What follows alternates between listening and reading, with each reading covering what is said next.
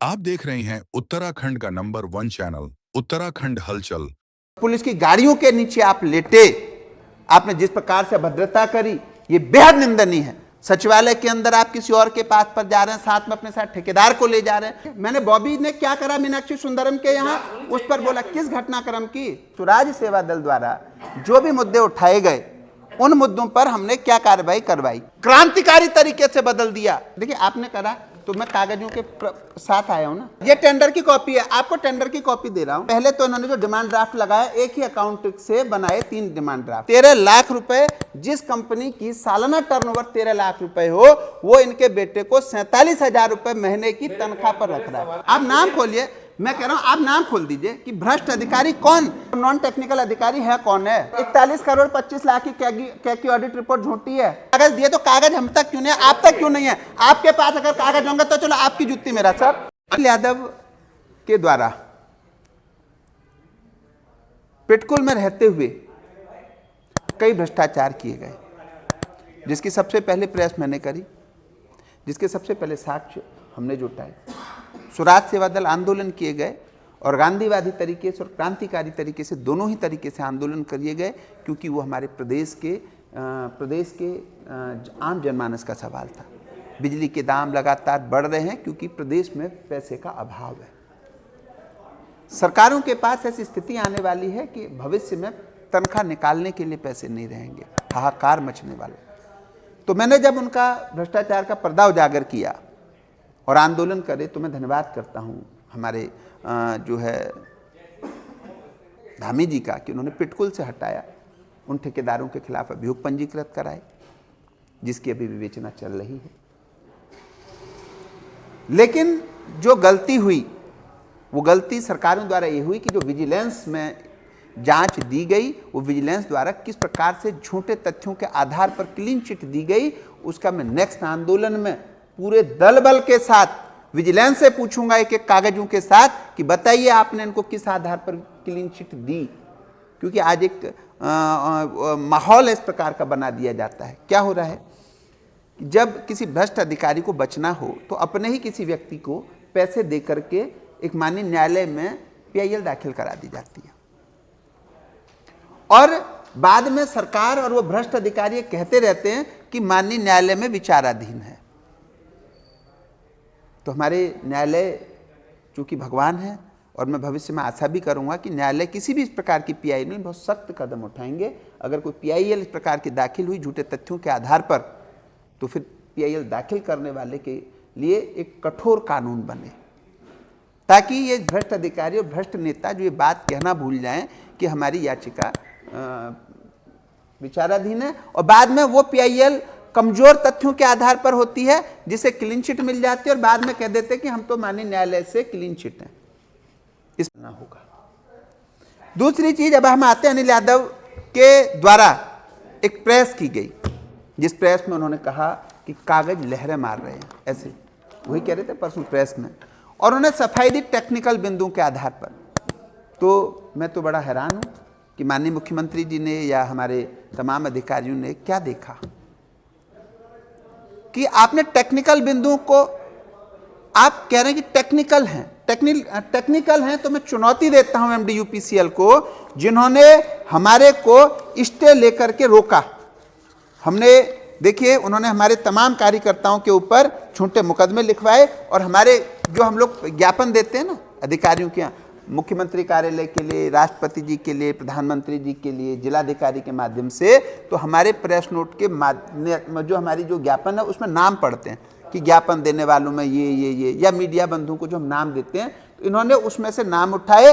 Court में झूठे पैसे, लगभग 8 से 10 लाख रुपए उन्होंने झूठे खर्च करे कि ये लोग ऐसे ऐसे जो है UPCL में धरना देने आते हैं, और झूठे, कोई कैमरे में ऐसी चीज़ें नहीं थी, और कार्यकर्ताओं के खिलाफ मुकदमा लिखा के इन्होंने जो है स्टे ले लिया, ताकि आज हम UPCL के अंदर आंदोलन या धरने ना दे सकें।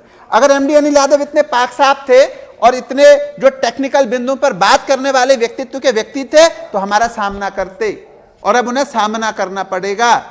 ठीक है, उन्होंने UPCL में स्टे लिया कि हम ऊर्जा निगम में नहीं जा सकते हैं, तो अब बिजली के एक एक दफ्तर में जाकर के उनसे सवाल जवाब किया जाएगा और एक एक दफ्तर में पूछा जाएगा।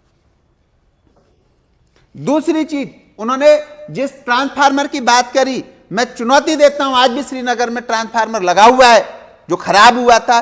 ट्रांसफार्मर गारंटी और वारंटी दो चीजें कहीं, अगर 5, 7, 10 ट्रांसफार्मर आए तो सभी गारंटी में थे, तो जो खराब हुए उसी समय क्यों नहीं बदले गए, वो क्यों रिपेयर किए गए?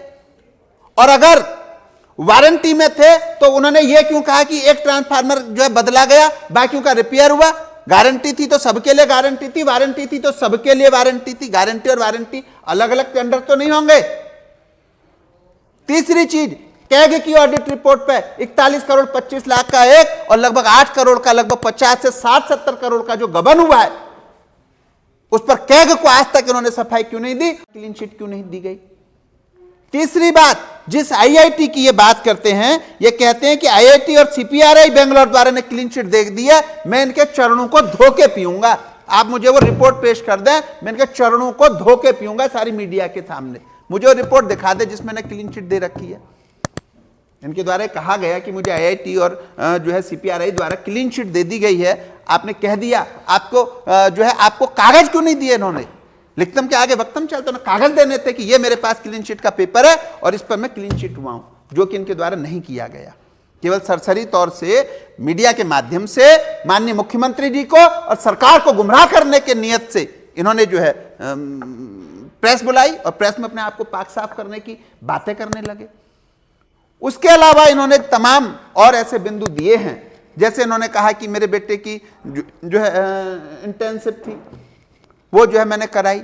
आप मुझे बता दीजिएगा 3 महीने के अंदर, आज से 10-12 साल पहले एक एसडीओ की तनख्वाह कितनी होगी? मैं आप लोगों से पूछता हूँ भाई, 20, 25, 30 हजार रुपए एसडीओ की इतनी तो सैलरी रही होगी। आज से 10-12 समय उससे ज़्यादा रही होगी, 40 हजार रुपये रही होगी।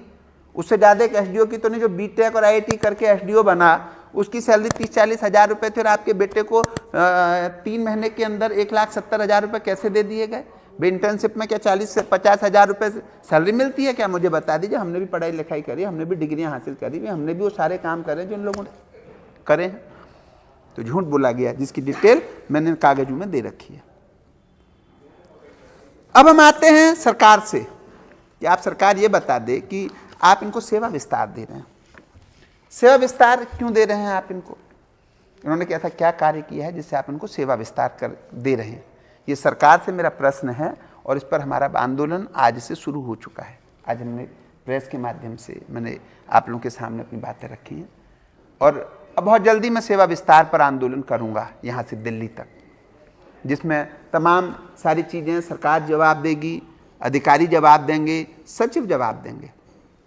हाँ, इसके साथ साथ बॉबी और बेरोजगार जो संघ है उसके अध्यक्ष के लिए भी मेरा एक संदेश है और मैं आप लोगों के माध्यम से उनसे भी एक प्रश्न करता हूं, जो मैंने शुरुआत में मैंने संक्षिप्त में बताया था, लेकिन मैं आप लोगों के सामने पूरे विस्तार से रखता हूं कि बॉबी द्वारा जो तुष्टीकरण की राजनीति की जा रही है, जो आप ये कह रहे हैं कि आपको 1,68,000 वोट पड़े, तो 1,68,000 वोट आज चूंकि हमारा विपक्ष मर चुका है और विपक्ष कमजोर है और विपक्ष ने मान लिया था कि हम हार रहे हैं, जिसकी वजह से आपको 1,68,000 वोट पड़े और वो युवाओं के साथ किए गए छल के माध्यम से पड़े। आप मुझको बता दीजिए कि जो बेरोजगारों पर लाठीचार्ज हुआ, आप में से आपने कितने लोगों को नेता बनाया? आपने बेरोजगारों के आंदोलन को कितनी बार जिंदा रखा? आज बॉबी पवार के या उनके ग्रुप द्वारा जो आरटीआई लगाई गई हैं, सरकार उसकी जांच कराए और उन आरटीआई में देखे कि इतनी आरटीआई लगाने के बाद में बॉबी पवार ने कितनी आरटीआई में कार्यक्रम करे, कितनी आरटीआई में आवाज उठाई। और जो अभी पुलिस भर्ती में जो आपने जो है पुलिस की गाड़ियों के नीचे आप लेटे, आपने जिस प्रकार से अभद्रता करी, ये बेहद निंदनीय है। आपने जो सचिव मीनाक्षी सुंदरम के चैम्बर में जाकर के जो आपने अभद्रता करी, ये बेहद निंदनीय विषय है। आप नेता हैं, अगर आप अपने आप को जनप्रतिनिधि कहते हैं, नेता कहते हैं, तो नेता का काम है आप सचिवालय के गेट पर बैठ के इंतजार करते, चाहे उनके गले में जूते की माला डाल देते, लेकिन सचिवालय के गेट के बाहर, सचिवालय के अंदर आप किसी और के पास पर जा रहे हैं, साथ में अपने साथ ठेकेदार को ले जा रहे हैं और उसके बाद में जो है आप जो है वहां पर जाकर के अभद्रता कर रहे हैं, वो तो बहुत उस अधिकारी की मैं महानता समझता हूं कि उन्होंने सचिवालय परिसर को, मेरे घर के अंदर आकर के मेरे साथ अभद्रता कर सकता, वापस नहीं जाएगा वो। घर के अंदर घुस के, आपका घर हमारा, हम जनप्रतिनिधि हैं, हमारा जो सामाजिक दायरा है, आंदोलन का दायरा है, वो अधिकारी के कार्यालय के गेट के बाहर हमारी जगह है, वो हमारी जगह है, वो अधिकारी की जगह नहीं। वहां हम आंदोलन करते हैं, मैंने कई आंदोलन करे हैं। मैंने बड़े बड़े अधिकारी और जो हिटलर अधिकारी थे उनको मैंने आईना दिखा दिया और सबक सिखा दिया, इतिहास भूगोल बदल दिया, क्रांतिकारी तरीके से बदल दिया, बड़े बड़े आंदोलन कर दिए। जो मैंने आपको बताया कि कितने आंदोलन कर, उसमें क्या कार्रवाई हुई, उस कार्रवाई कराई एमडी पिटकुल को भी हटाने का सबसे बड़ा मेरा श्रेय है। लेकिन इस प्रकार की चीजें बेहद निंदनीय हैं। और एमडी यूपीसीएल जो आज वर्तमान में है अनिल यादव, उनकी पूरी प्रॉपर्टी की दोबारा से मैं जांच करवाऊंगा, किस प्रकार विजिलेंस ने क्लीन चिट दी और किस प्रकार से उनको सेवा विस्तार दे रहे हैं। तो अब अगर आप लोगों को, आप मुझको एक बात बताइए, आप टेक्निकल क्या जानना चाहते हैं? मैं खुद टेक्निकल हूं, आप मुझसे प्रश्न पूछिए, आप मुझसे टेक्निकल चर्चा कीजिए, टेक्निकल। जो उदाहरण दीजिए, एक आपने कहा ट्रांसमिशन में इतना भ्रष्टाचार है, मुझे 2 भ्रष्टाचार लाइए अभी कागज, आपके साथ चलता हूं अभी, मतलब कल पे भी नहीं, अभी वर्तमान, अभी इसी वक्त आपके साथ चलूंगा अपनी पूरी टीम के साथ। आप मुझे नहीं, देखिए आप मेरी बात सुनिए, नहीं भाई जी, ये एक्चुअली मैं आखिरी कुर्सी पर जो बैठे हैं वहां तक मेरी आवाज जानी चाहिए। आप मेरे क्या, आप प्रश्न, कोई भी प्रश्न करते हैं, देखिए आप पत्रकार हैं। सबसे पहले प्रेस जब हम करते हैं, जिस संदर्भ में आज हम यूपीसीएल पे प्रेस कर रहे हैं और पिटकुल पे अनिल यादव और बॉबी पवार पे प्रेस कर रहे हैं, तो नियम सबसे पहले मैंने जब प्रेस में एक विषय दिया है कि मैं इस विषय पर वार्तालाप करने आया हूं, तो आप मुझसे इस विषय पर बात करेंगे। आप ईगो प्रॉब्लम, मेरी बात सुनिए, अगर आप मुद्दे को भटकाएंगे और आप कई लोगों की लड़ाई में एक को फेवर करने की कोशिश करेंगे, दूसरे को डाउन, तो निश्चित तौर से आपको प्रश्नों का उत्तर मैं दूंगा। जी, टेक्निकल बिंदु पर चर्चा कीजिए ना। आपने मुझसे सबसे पहला प्रश्न किया कि आप टेक्निकल किसी व्यक्ति को लेके गए, तो आप मुझसे 4 टेक्निकल प्रश्न पूछिए कि साहब ये टेक्निकल था, ये टेक्निकल था, ये टेक्निकल था, ये टेक्निकल था, इस पर आपका क्या जवाब है? मैं जवाब दूंगा। आप ये कहेंगे कि वहां भ्रष्टाचार, तो भ्रष्टाचार लाइए, चलूंगा आंदोलन करने को, 2 ही चीजें मेरे। चलिए, तो आप अभी आप प्रश्न सही नहीं कर रहे, दूसरा पूछिए। आप ऐसा लगता है कि आपने बहुत अध्ययन किया है। ये दस्तावेज दे रहा हूँ, 2 साल की गारंटी, देखिए ये टेंडर की कॉपी है, आपको टेंडर की कॉपी दे रहा हूँ। देखिए 2 साल की गारंटी है, 2 साल की गारंटी। जिस समय 2015 में इन्होंने टेंडर डाले, उस समय पहले तो इन्होंने जो डिमांड ड्राफ्ट लगाया, एक ही अकाउंट से बनाए 3 डिमांड ड्राफ्ट, एक ही व्यक्ति का। हाँ, वही बता रहा हूँ, पूरे प्रश्न का पूरा आंसर। कंपनी लगाई होगी, उसने नहीं लगाई। नहीं, मैंने क्या कहा, उन्होंने कंपनी लगाई, 3 कंपनी लगाई। उसके बाद में अपने बेटे के टेंडर में कितने साल की गारंटी थी? इस टेंडर में 2 साल की गारंटी थी। आप पहले अध्ययन करके आइए। अब आपको मैं बता रहा हूं, आप सुनिए। आपने कहा 5 साल की गारंटी, ये अनिल यादव कह रहे हैं कि 5 साल की गारंटी के लिए मैंने कहा, यही कह रहे हैं ना अनिल यादव, गारंटी थी 2 साल की। वो यही कह रहे हैं ना कि 2 साल की गारंटी होती है, हमने इस प्रकार से डिजाइन करवाया कि उसकी गारंटी 5 साल हो। यही बात है ना, या कुछ और है? यही है ना। देखिए, गारंटी और वारंटी जो होती है, निविदा जब जारी होती है, वो जो होता है उसके उत्तर। अब देखिए, अब आप उस कागज को देखिए। नहीं, मैंने अब देखिए 2 साल की गारंटी है, आप उस टेंडर की कॉपी को लाइए।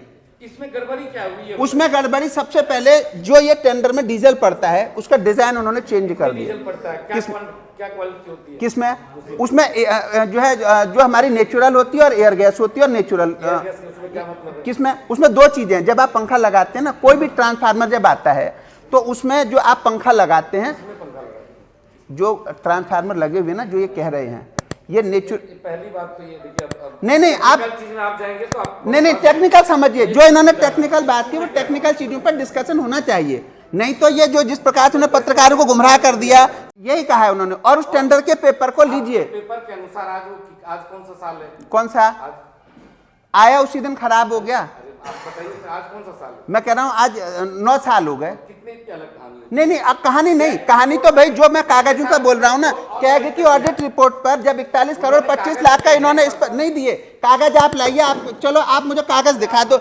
नहीं, आप कह रहे ना कि उन्होंने परसों कागज दिए थे, मैं उसका जवाब दे रहा हूँ कि अगर उन्होंने कागज दिए तो कागज हम तक क्यों नहीं है, आप तक क्यों नहीं है? आपके पास अगर कागज होंगे तो चलो आपकी जुत्ती मेरा सर, आप कागज है ही नहीं। दूसरी बात सबसे पहले मैं 41 करोड़ 25 ट्रांसफार्मर आपको सबसे आपको ये नॉलेज नहीं है कि किसको? ट्रांसफार्मर चलिए मुझे मैं भ्रष्टाचार चलो मुझे ये विधायक जो बयान ये दे रहे हैं, देखिए बयानों को जो मैंने आज बयान दूंगा, पहले दिन बयान दिया भ्रष्टाचार ये अधिकारी नहीं होना चाहिए, और आज जब आप दोबारा बयान दे रहे हैं तो स्पष्ट जाहिर है ना उस पर।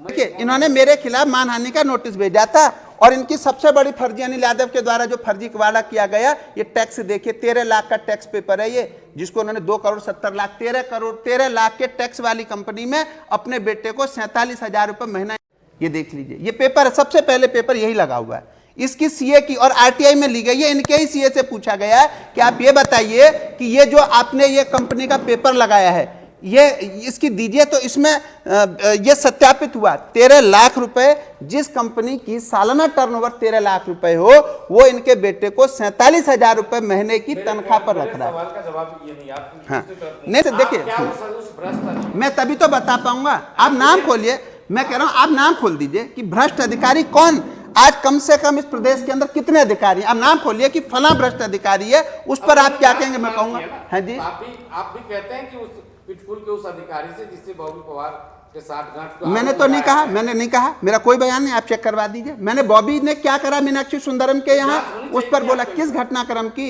देखिए मैंने क्या कहा, देखिए किसका, मैंने आपको अभी तक जो शुरुआत में जब मैंने आपको सबसे पहले क्या कहा कि स्वराज सेवा दल द्वारा जो भी मुद्दे उठाए गए उन मुद्दों पर हमने क्या कार्रवाई करवाई, ये हमने बताया, स्पष्ट हुआ था नहीं हुआ कि मैंने इस मुद्दे को उठाया, इसको उठाया, इसको उठाया, इसको उठाया, उस पर यह कार्रवाई हुई। आप देख रहे हैं उत्तराखंड का नंबर 1 चैनल उत्तराखंड हलचल।